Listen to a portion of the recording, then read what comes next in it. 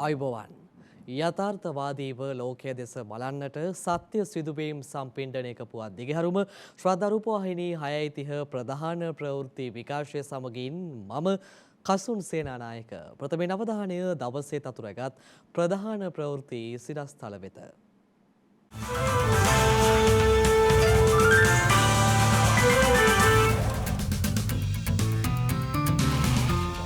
ජාත්‍යන්තර ණය ශ්‍රේණිගත කිරීම් වලින් ශ්‍රී ලංකාව තවත් පහළට. මෙරටට අවශ්‍ය ඖෂධ මිලදී ගැනීම සඳහා ලෝක බැංකුවෙන් ඩොලර් මිලියන 10ක අරමුදලක්. දිවයිනේ බොහෝ ප්‍රදේශවලට අද රාත්‍රියේත් ගිගුරුම් සහිත වැසි. ප්‍රබල අකුණු පිළිබඳව කාලගුණ විද්‍යා දෙපාර්තමේන්තුවෙන් අවවාදාත්මක නිවේදනයක්.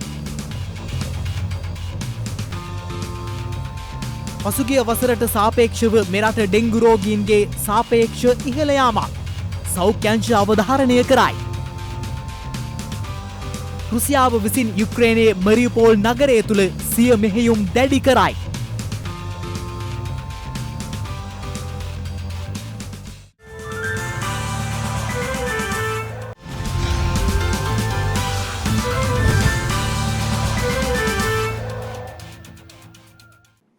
ශ්‍රී ලංකාවට අත්‍යවශ්‍ය ඖෂධ ලබා ගැනීම සඳහා රටවල් 7ක් සමග සාකච්ඡා ආරම්භ කර ඇති බව සෞඛ්‍ය අමාත්‍යාංශයේ තාක්ෂණික සේවා අධ්‍යක්ෂ වෛද්‍ය අන්වර් හම්දානි මහතා සඳහන් කළා. මේ අතර සෞඛ්‍ය අමාත්‍යාංශය සඳහන් කළේ ඖෂධ මිලදී ගැනීම සඳහා ලෝක බැංකුවෙන් ඩොලර් මිලියන 10ක අරමුදලක්ද මෙරටට ලැබී ඇති බවයි. රජයේ රෝහල්වල ඇතැම් ඖෂධ සහ උපකරණ හිගයක් පවතින බව සෞඛ්‍ය අමාත්‍යාංශය පවසනවා. එම අමාත්‍යාංශය සඳහන් කළේ ගැටලු කළමනාකරණය කර අඛණ්ඩව ඖෂධ සැපයීමක් සහතික කරන සැලසුම් සකස් කර ඇති බවයි. විදේශ විනිමය දුෂ්කරතා හේතුවෙන් නිසි කාලට ණයවර ලිපි විවෘත කිරීමට නොහැකිවීම ඖෂධ හිඟයට හේතු වී තිබෙනවා. ඊට පිළියම් හඳුනා ගනිමින් ක්‍රියාමාර්ග ගෙන ඇති බවයි සෞඛ්‍ය අමාත්‍යාංශය සඳහන් කළේ. ඉන්දිය ණය සහන පහසුකම යටතේ ණයවර ලිපි විවෘත කර ඖෂධ සහ උපකරණ ඇනවුම් කිරීම ඉන් එක් ක්‍රියාමාර්ගයක් වනවා.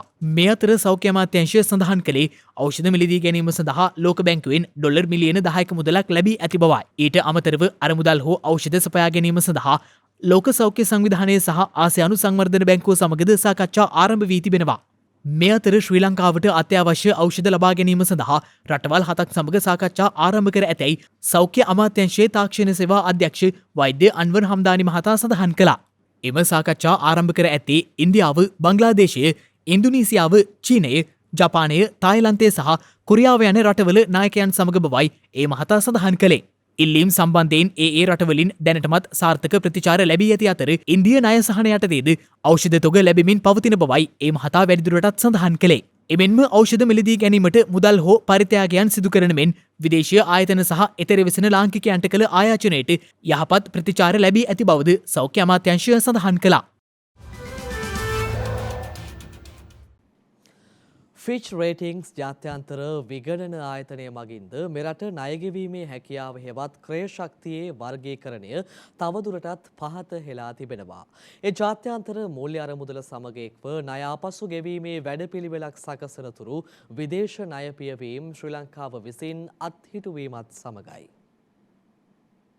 ඒ අනුව ෆිච් රේටිංස් ආයතනය ශ්‍රී ලංකාවේ ණය වර්ගීකරණය සී ලෙස පහත හෙලා ඇත්තේ ණය පැහැර ගැනීමට එක් මට්ටමක් ඉහළින්. ඊට පෙර ස්ටෑන්ඩඩ් ඇන්ඩ් පුවර්ස් හෙවත් S&P විගණන ආයතනය මගින්ද මෙරට ණයගෙවීමේ හැකියාව සී ලෙස පහත හෙළනු ලැබුවේ එහි තුන්වන පහළම මට්ටම ලෙසින්. එමෙන්ම විදේශ ණය වාරික ගෙවීම සැබෑ ලෙස පියවීම නතර වූ පසු මෙරට ණය වර්ගීකරණය සිලෙක්ටිව් ඩිෆෝල්ට් හෙවත් වරණීය පැහැරහැරීමක් ලෙස තවදුරටත් පහත හෙලීමට සිදුවන බව S&P ආයතනය ප්‍රකාශ කළා. ශ්‍රී ලංකාවේ මීළඟ විදේශ ණය පොලී ගෙවීම් යෙදී ඇත්තේ අප්‍රේල් මාස 18 වනදාටයි. S&P විශ්ලේෂකයන් ප්‍රකාශ කළේ ජාත්‍යන්තර මූල්‍ය අරමුදල සමග එක්ව ශ්‍රී ලංකාවේ ණය ගෙවීම් ප්‍රතිව්‍යුහගත කිරීමේ ක්‍රියාවලිය සම්පූර්ණ කිරීම සඳහා මාස කිහිපයක් ගතවනු ඇති බවයි. මේ අතර ඉන්දියාව ශ්‍රී ලංකාවට තවත් ඩොලර් බිලියන 2ක මූල්‍ය ආධාරයක් ලබා දීමට කැමැත්ත පළ කර තිබෙනවා. ඒ ශ්‍රී ලංකාවට අවශ්‍ය ආහාර සහ ඉන්ධන ලබා ගැනීම වෙනුවෙන්. මීට පෙරද ඉන්දියාවෙන් ඖෂධ සහ අත්‍යවශ්‍ය ආහාර මිලදී ගැනීම වෙනුවෙන් මූල්‍ය ආධාර ඉල්ලීමට ශ්‍රී ලංකාවට සිදු වුණා. ඒ හිටපු මුදල් අමාත්‍ය බැසිල් රාජපක්ෂ මහතාගේ ඉන්දිය සංචාරය අතරතුරදී. මේ අතර එළැමෙන 18 වනදා ජාත්‍යන්තර මූල්‍ය අරමුදල සමග සාකච්ඡා ආරම්භ කිරීමට පියවර ගෙන තිබෙනවා. මෙරට ආර්ථිකය ප්‍රකෘතිමත් කිරීම සඳහා ඇමරිකානු ඩොලර් බිලියන 3.4 අතර බාහිර මූල්‍යාධාර අපේක්ෂා කරන බවයි මුදල් අමාත්‍ය අලි සබ්රි මහතා ප්‍රකාශ කළේ.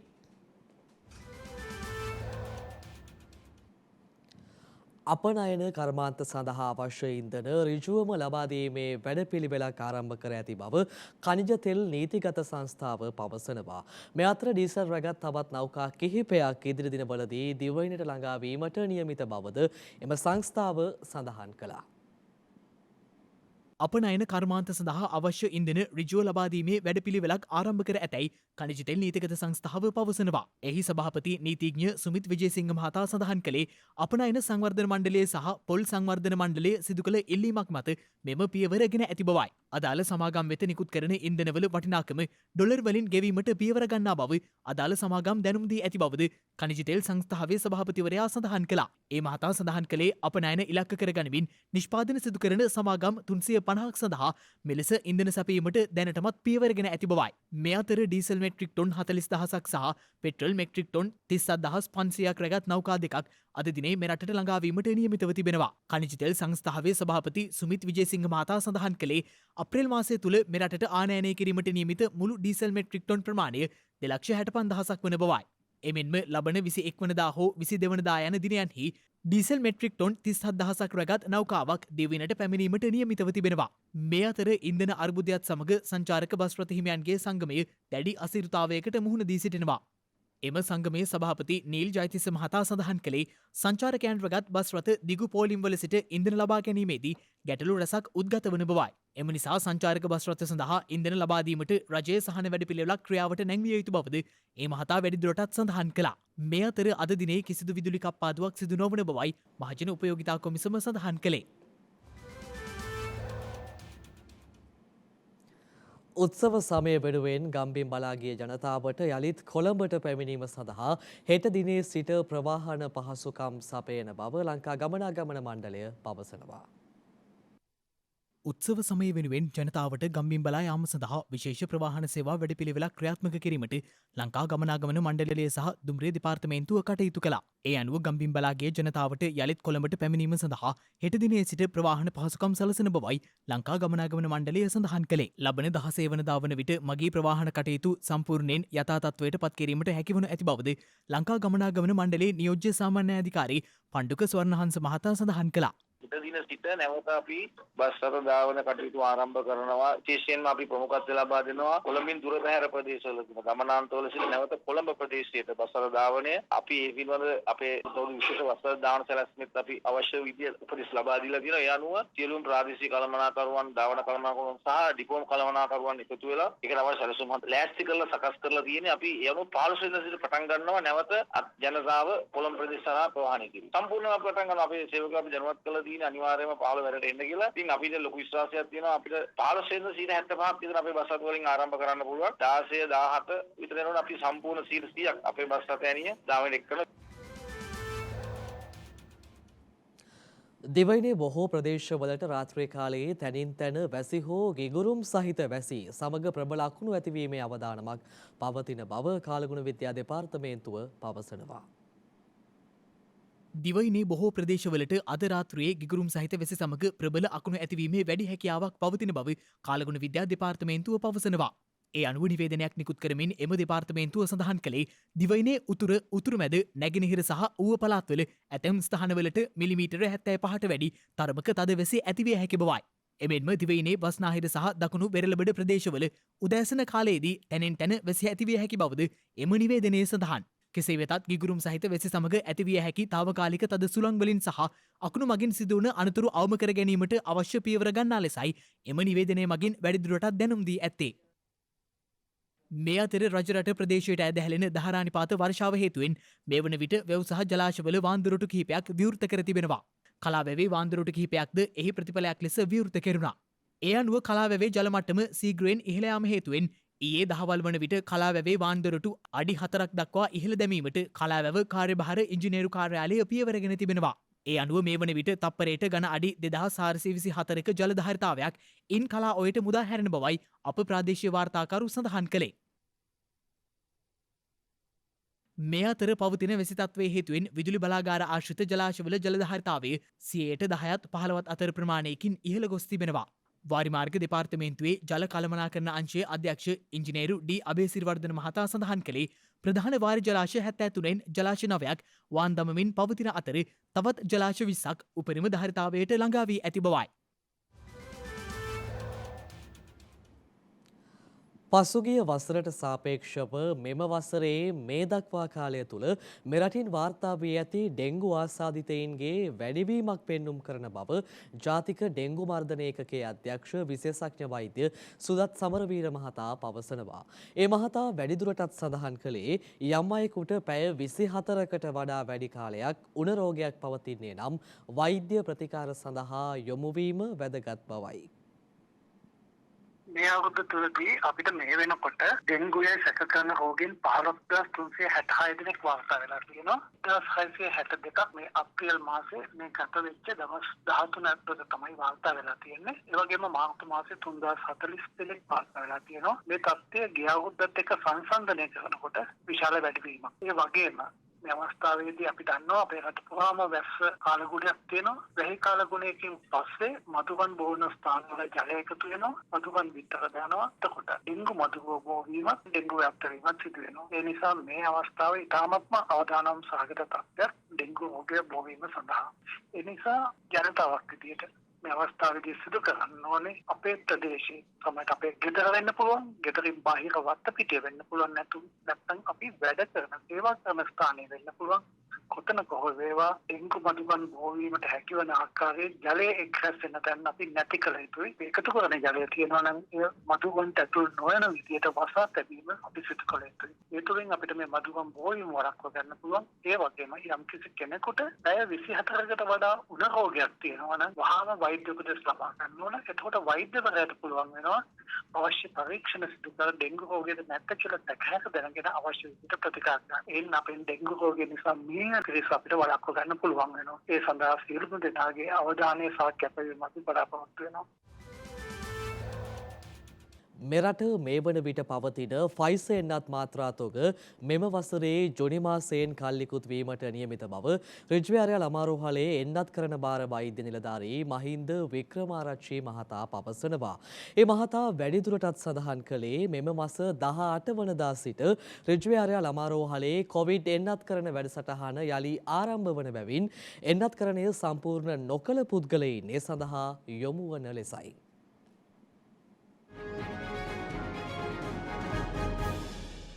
ගත වූ දිනේ මෙරටින් තවත් කොවිඩ් ආසාදිතයන් 31 දෙනෙකු වාර්තා වූ බව වසංගත රෝග විද්‍යා ඒකකයේ මගින් දැනුම් දී තිබෙනවා. ඒත් සමග මෙරටින් වාර්තා වන සමස්ත කොවිඩ් ආසාදිතයන් සංඛ්‍යාව දැක්වුණේ 6,62,748ක් ලෙසයි.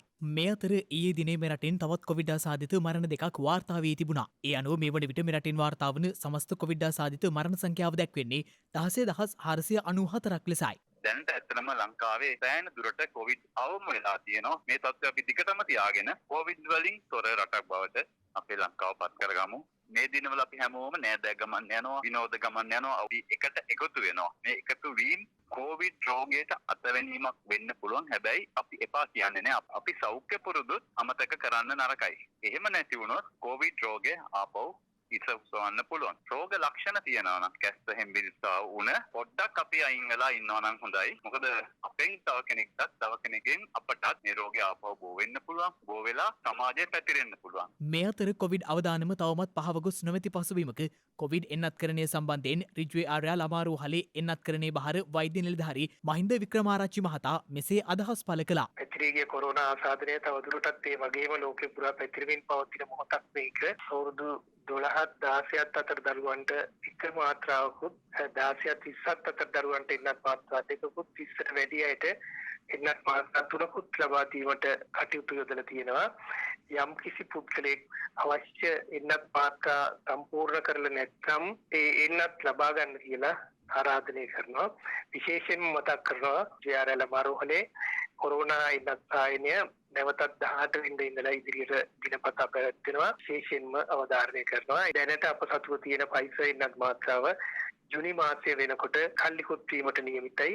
ඒක නිසා ඊට ප්‍රථම ඇවිත් ඔබේ එන්නත් මාත්‍රාව ලබා ගැනීම විශේෂිතයි. මේ අතර මේ වන විට වෛරසය ආසාදිතව රෝහල්ගතව ප්‍රතිකාර ලබන පුද්ගලයන් සංඛ්‍යාව 3724ක් වන අතර වෛරසය ආසාදිතව සිට සුවය ලැබූ සමස්ත පුද්ගලයන් සංඛ්‍යාව දැක්වුණේ 6,42,530ක් ලෙසයි.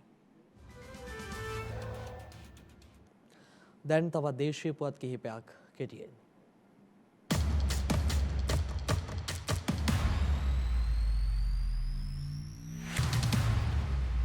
ජාතික රුධිර සංචිතේ රුධිර හිඟයක් ඇතිවන සෑම මොහොතකම ඒ වෙනුවෙන් ක්‍රියාත්මක ශ්‍රද්ධා රුධිර දාන පුණ්‍ය ව්‍යාපෘතියේ තවත් අදියරක් ඊයේ පැවැත්වුණා. ඒ මාළඹේ පිට්ටුගල මහමෙවුනාව බුදුපසේ බුදු අරහන්තක මහා විහාර භූමි පරිශ්‍රයේදී විශාල ලෙස රුධිර හිඟයක් පවතින අප්‍රේල් මාසයේ පුරා එකී රුධිර හිඟේ දුරු කරමින් ජාතික රුධිර සංචිතයට සවයක් වීම උදෙසායි ඊයේ දිනේදී ශ්‍රද්ධා රුධිර දාන පුණ්‍ය කටයුත්ත පැවැත්වුණේ. ශ්‍රද්ධා මාධ්‍ය ජාලය සමගින් තාවතිංස යාත්‍රා සංවිධානයේ එක්ව මෙම ලේදන් දීමේ කටයුතු සංවිධානය කර තිබුණා. එමෙන්ම රෝගී ජීවිත සුරක්ෂිත කරමින් ලේ බිදක් දන් දී මහාර්ග පුණ්‍ය කටයුත්තකට සම්බන්ධ වීමට කැමැති සැම වෙනුවෙන් එළැඹෙන 17 වනදා සහ 24 වනදාද ශ්‍රද්ධා රුධිර දාන පුණ්‍ය ව්‍යාපෘතිය දියත් කිරීමට සැලසුම් කර තිබෙනවා. ඒ අනුව අප්‍රේල් මාස 17 වනදා ඉරිදා පෙරවරු 8 සිට පස්වර 3 දක්වා පින්නවල අමාදහර මහමෙවුනාව භාවනා අසපු පරිශ්‍රයේදීත් එළැඹෙන අප්‍රේල් මාස 24 වනදා ඉරිදා පෙරවරු 9 සිට පස්වර 3 දක්වා කාටගස්දිගලිය මහමෙවුනාව ධම්මගිරි ආරණ්‍ය සේනාසනයේදීත් ශ්‍රද්ධා රුධිර දාන පුණ්‍ය කටයුතු පැවැත්වීමටයි සැලසුම් කර ඇත්තේ. මෙවර උත්සව සමය තුළ හදිසි අනතුරුවල සුළු වැඩිවීමක් වාර්තා වී ඇති බව කොළඹ ජාතික රෝහල පවසනවා. ඒ අනුව ඊයේ දිනේ තුළ පමණක් හදිසි අනතුරු හේතුවෙන් පුද්ගලයන් 167 දෙනෙකු ප්‍රතිකාර සඳහා රෝහලට ඇතුළත් කර ඇති බවයි වාර්තා වන්නේ. රියනතුරු හේතුවෙන් පුද්ගලයන් 38 දෙනෙකු නිවසේ සිදුවුණු අනතුරු හේතුවෙන් පුද්ගලයන් 20 දෙනෙකු සහ වැටීම් අනතුරු හේතුවෙන් පුද්ගලයන් 45 දෙනෙකු මෙන්ම කොලාහල සිදුවීම් හේතුවෙන් පුද්ගලයන් 27 දෙනෙකු ප්‍රතිකාර සඳහා ඇතුළත් කර ඇති බවයි කොළඹ ජාතික රෝහල සඳහන් කළේ. ඊට අමතරව ඊයේ දිනේ තුළ එක් ගිනිකෙලි අනතුරක් පමණක් වාර්තා වී ඇති අතර එය පසුගිය වසරට සාපේක්ෂව අඩුවීමක් බවද කොළඹ ජාතික රෝහල සඳහන් කළා. උත්සව සමයට සමගාමීව ව්‍යාජ මුදල් නෝටු සංසරණය විය හැකි බැවින් තවදුරටත් ඒ පිළිබඳව අවධානයෙන් කටයුතු කරන ලෙස පොලිසිය ජනතාව වෙත දැනුම් දී තිබෙනවා. මහජනතාව පසුගිය දින ගණනාව තුළම දැනුවත් කරා මේ ආකාරයට මෙම උත්සව සමය තුළ ව්‍යාජ මුදල් නෝට්ටු සංසරණය සඳහා පැමිණිය හැකි බව. ඒ නිසා ඉදිරියේදීත් ඔබ මේ පිළිබඳ අවධානය යොමු කරන්න. ඔබට හැකි පමණ මේ පිළිබඳ සැලකිලිමත් වෙන්න. ඔබට හැකි ප්‍රමාණයෙන් මෙම ව්‍යාජ මුදල් නෝට්ටු හඳුනා ගැනීමට කටයුතු කරන්න. විශේෂයෙන්ම වෙළඳ ව්‍යාපාරික මහතුන්ගෙනුත් ඒ වගේම මෙම ගනුදෙනු කරන මහජනතාවගෙනුත් අපි ඉල්ලා සිටිනවා මේ පිළිබඳ අවධානයෙන් සිට ළඟම සිටින පොලිස් නිලධාරියාට හෝ පොලිස් ස්ථානයට මේ පිළිබඳව දැනුවත් කිරීමට කටයුතු කරන්න. අප එම පුද්ගලයන්ට එරෙහිව අවශ්‍ය නෛතික ක්‍රියාමාර්ග ගනු ලබනවා.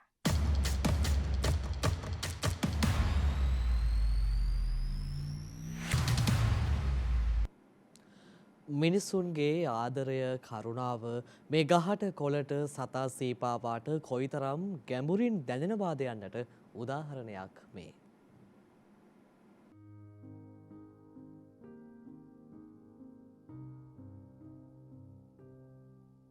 බලන්න මේ වැළඳ ගැනීම කොයි තරම් සංවේදීද.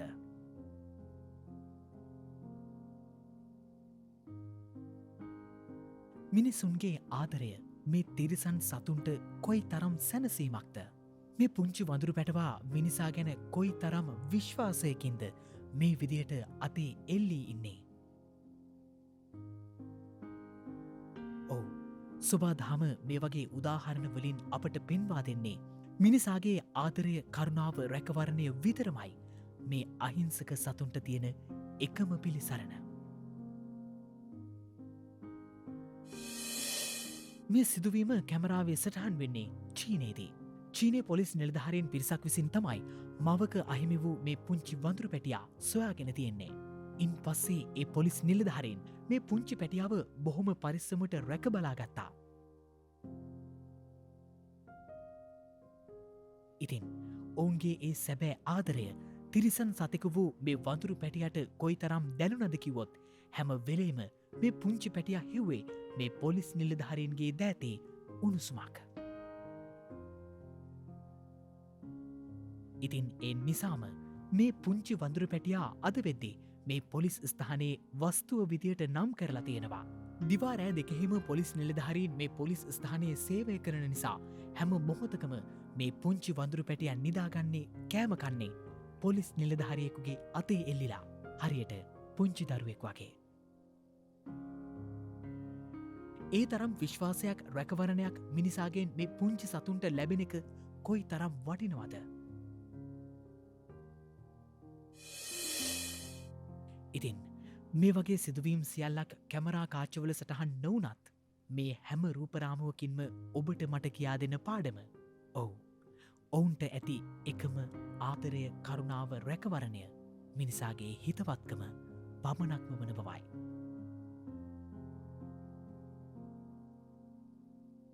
එනිසා හැකි හැම මොහොතකම ඔවුන්ට ආදරය කරුණාව රැකවරණය දෙන්න අමතක කරන්න එපා. ඒ වගේම සතෙකුට හිරිහැරයක් කරදරයක් කරන්න හිතෙන හැම මොහොතකම මතකේ තියාගන්න. ඔවුන්ට ඇත්තේ ඔබේ පිළිසරණ පමණක්ම බව. එහෙම වුණොත් සුබාදහම නිතැතින්ම ඔබට ආදරය කරාවේ සදහටම.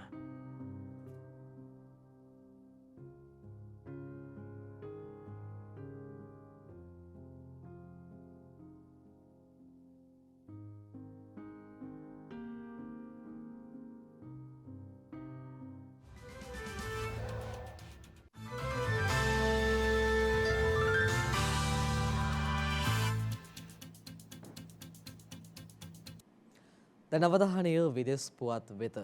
දකුණු අප්‍රිකාව ඉතිහාසයේ දරුණුතම කාලගුණ ව්‍යසනයට මුහුණ පා සිටින බව විදෙස් මාධ්‍ය වාර්තා කළා.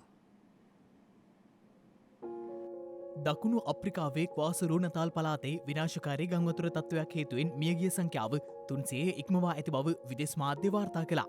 එහිදී පලාතේ ඇතැම් ප්‍රදේශවල එක් දිනක් තුළ මාස ගණනකදී ලැබිය යුතු වර්ෂාපතනයක් ලැබීමෙන් හදිසි ආපදා තත්ත්වයක් ප්‍රකාශයට පත් කර ඇති බවයි වාර්තා වන්නේ. කෙසේ වෙතත් දකුණු අප්‍රිකානු බලධාරීන් ඒ අප්‍රිකානු ඉතිහාසයේ දරුණුම කාලගුණ ව්‍යසනයක් ලෙස නම් කර තිබෙනවා.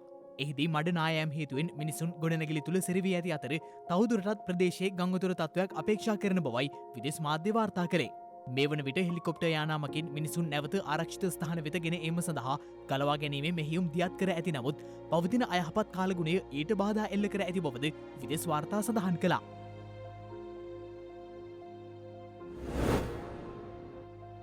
දේශගුණික විපර්යාසවලට ඔරොත්තු දීමට හැකියාව ඇති කොරල් පර හඳුනා ගැනීම සඳහා විද්‍යාඥයන් පිරිසක් විසින් කැරිබියන් දූපත් ආශ්‍රිතව කොරල් පර සිතියම් ගත කිරීම ආරම්භ කර තිබෙනවා. සමුද්‍රීය තාප තරංගවල විනාශයෙන් බේරීමට ඉහළම විභාවයක් ඇති කොරල් පර ප්‍රධාන වශයෙන් කිව්බාවේ උතුරු වෙරළ තීරයේ පිහිටා ඇති අතර බහමා සහ ඩොමිනිකන් ජනරජය, ග්වාඩ්ලූප්, හයිටි, නැගෙනහිර ජමේකාව සහ එක්සත් ජනපදයේ ෆ්ලොරිඩා ප්‍රාන්තය වටා පිහිටා ඇති වෙරළ තීරයේද කොරල් පර ඊට ඇතුළත් වනවා. සියදහස් ගණනින් කුඩා ජීවින්ගෙන් සැදුම්ලත් කොරල් පර පෘථිවියේ වඩාත්ම තර්ජනයට ලක් වූ පරිසර පද්ධතිය ලෙසයි සැලකෙන්නේ.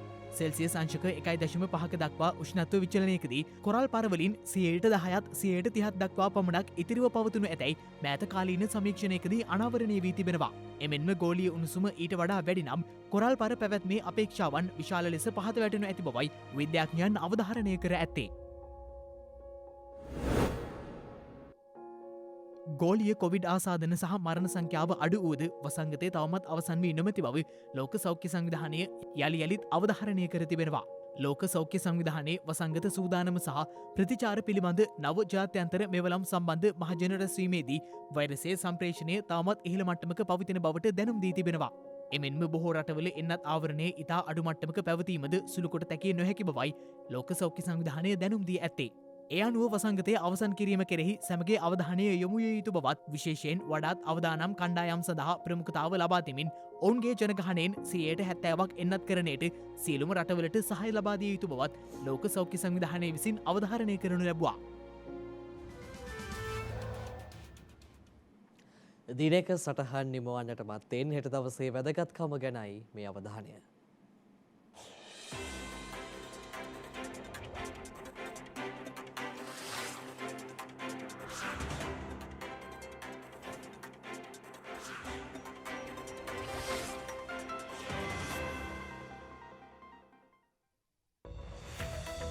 හෙට අප්‍රේල් 15 වෙනිදා වල්බිහි වීගිය සීගිරේ යළි අනාවරණය කර ගැනීමට පුරෝගාමි වූ පුරාවිද්‍යා කොමසාරිස් HC බෙල් මහතා ප්‍රථම වරට සීගිරි පර්වතයට නැග නිරීක්ෂණය කර ඇත්තේ 1894 වසරේ අප්‍රේල් මස 15 වන දිනයි. කිසිදා නොගෙලෙන නැවලෙස හැඳින් වූ ටයිටැනික් නෞකාව සිය මංගල චාරිකාවේදීම අත්ලන්තික් සයුරේදී අනතුරට ලක්ව මුහුදුබත් වූයේ 1912 වසරේ අප්‍රේල් මස 15 වන දිනයි. ලෝපුරා නිර්මාණාත්මක ක්‍රියාකාරකම් පිළිබඳව දැනුවත් භාවය සහ ප්‍රවර්ධනය කිරීම සඳහා වන ජාත්‍යන්තර කලා සංගමය විසින් ප්‍රකාශයට පත් කරන ලද ලෝක කලාදිනයේදී ඇත්තේ සෑම වසරකම අප්‍රේල් මස 15 වන දිනටයි.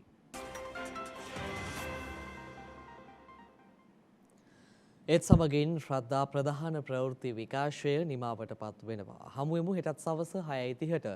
තෙරුවන් සරණයි. නම බුදාය. මෙවැනි වැදගත් පුවත් නැරඹීම සඳහා ශ්‍රද්ධා TV නිවුස් Facebook පිටුවට ලයික් කරන්න.